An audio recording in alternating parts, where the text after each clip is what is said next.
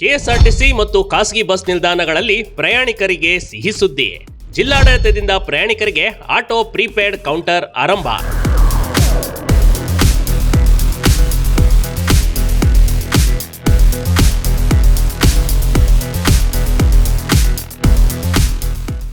ದಿನ ಬೆಳಗಾದರೆ ಪ್ರಯಾಣಿಕರು ಮತ್ತು ಆಟೋ ಚಾಲಕರ ನಡುವೆ ವಾಕ್ ಸಮರ ನಡೆಯುತ್ತಿತ್ತು. ಸಾಕಷ್ಟು ಪ್ರಯಾಣಿಕರಿಗೆ ಆಟೋದವರು ಹೆಚ್ಚಿನ ಹಣ ಸುಲಿಗೆ ಮಾಡ್ತಾರೆ, ಜನರ ಜೇಬಿಗೆ ಕತ್ತರಿ ಹಾಕ್ತಾರೆಂಬ ತಕರಾರಿತ್ತು. ಆದ್ರೀಗ ಜನರು ನಿಗದಿಪಡಿಸಿದ ಆಟೋ ದರದಲ್ಲಿ ಬಿಂದಾಸಾಗಿ ಪ್ರಯಾಣಿಸಬಹುದು.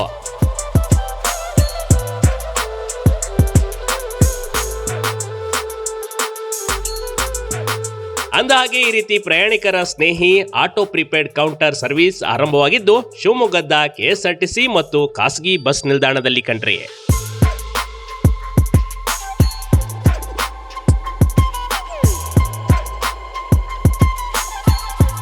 ಶಿವಮೊಗ್ಗದ ಬಸ್ ನಿಲ್ದಾಣಗಳಲ್ಲಿ ಆಟೋ ಚಾಲಕರು ಮತ್ತು ಪ್ರಯಾಣಿಕರ ನಡುವೆ ದರದ ವಿಚಾರವಾಗಿ ಆಗಾಗ ವಾಗ್ವಾದಗಳು ನಡೆಯುತ್ತವೆ.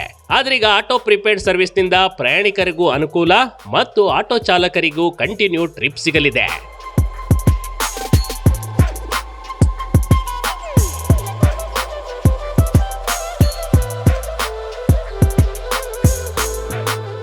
ಮೊದಲ ದಿನವೇ ಈ ಆಟೋ ಪ್ರೀಪೇಡ್ ಸರ್ವಿಸ್ ಅನ್ನ ಜಿಲ್ಲಾಧಿಕಾರಿ ಪ್ರಭುಲಿಂಗ ಕವಲ್ಕಟ್ಟಿ, ಜಿಲ್ಲಾ ಪೊಲೀಸ್ ವರಿಷ್ಠಾಧಿಕಾರಿ ನಿಖಿಲ್ ಬಿ ಮತ್ತು ಜಿಲ್ಲಾ ಪಂಚಾಯತ್ ಸಿಇಒ ಹೇಮಂತ್ ಅವರು ಪಡೆದುಕೊಂಡ್ರು. ಒಂದೇ ಆಟೋದಲ್ಲಿ ಕುಳಿತು ಪ್ರಯಾಣಿಸುವ ಮೂಲಕ ಆಟೋ ಪ್ರೀಪೇಡ್ ಕೌಂಟರ್ಗೆ ಅಧಿಕೃತವಾಗಿ ಚಾಲನೆ ನೀಡಿದ್ರು. ನಂತರ ಆಟೋ ಚಾಲಕನಿಗೆ ಫೋನ್ ಪೇ ಮಾಡುವ ಮೂಲಕ ಎಸ್ಪಿ ನಿಖಿಲ್ ಗಮನ ಸೆಳೆದ್ರು.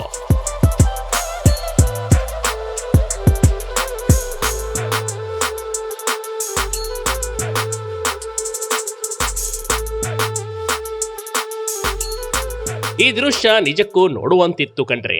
ಅಧಿಕೃತವಾಗಿ ಆಟೋ ಕೌಂಟರ್ ಆರಂಭವಾಗಿದ್ದರಿಂದ ಪ್ರಯಾಣಿಕರು ನಿಗದಿ ದರ ಪಾವತಿಸಿ ಸುರಕ್ಷಿತವಾಗಿ ಪ್ರಯಾಣಿಸಬಹುದಾಗಿದೆ. ಇದು ಕೇವಲ ಶಿವಮೊಗ್ಗದಲ್ಲಿ ಬಂದರೆ ಸಾಲದು, ಇದು ಎಲ್ಲೆಡೆಯೂ ಬರುವಂತಾಗಲಿ ಅಂತ ಪ್ರಯಾಣಿಕರು ಜಿಲ್ಲಾಧಿಕಾರಿಗಳಿಗೆ ಹೇಳಿಕೊಂಡಿದ್ದಾರೆ. ಜೊತೆಗೆ ಇದರಿಂದ ಶಿವಮೊಗ್ಗದ ಜನತೆ ಇನ್ಮುಂದೆ ಕಡಿಮೆ ದರದಲ್ಲಿಯೂ ಯಾವುದೇ ಕಿರಿಕಿರಿ ಇಲ್ಲದೆ ಪ್ರಯಾಣ ಬೆಳೆಸಬಹುದಾಗಿದೆ. Big TV Karnataka, Shivamogga.